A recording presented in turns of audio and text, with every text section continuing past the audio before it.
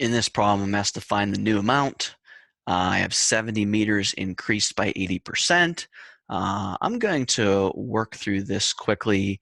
By all means, if you are confused, please see the previous two examples where I really kind of took my time and showed it in several different ways.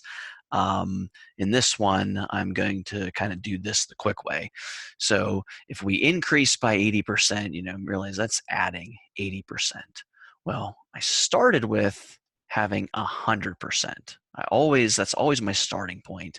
And if I'm increasing it by 80%, I now have 180% of what I started with.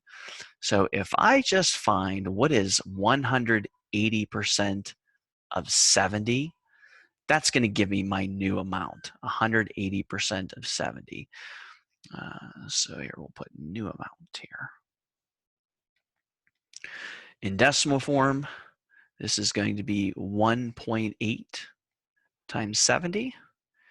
And if we do that multiplication problem here, 7 times 8 is 56, 7 times 1 is 7, plus 5 is 12. Move the decimal 1 over because of this. This is 126.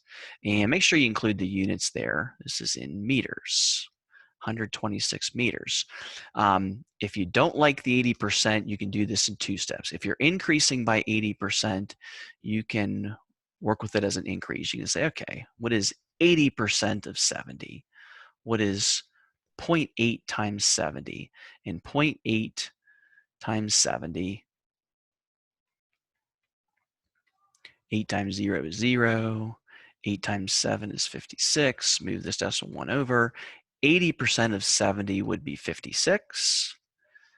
That is not my new amount. Make sure you never stop here. It wouldn't make sense. If I had 70 meters to start with and I go up or increase it by 80%, I would never want to say that my new amount is 56. That would be a decrease. That would be a percentage of decrease.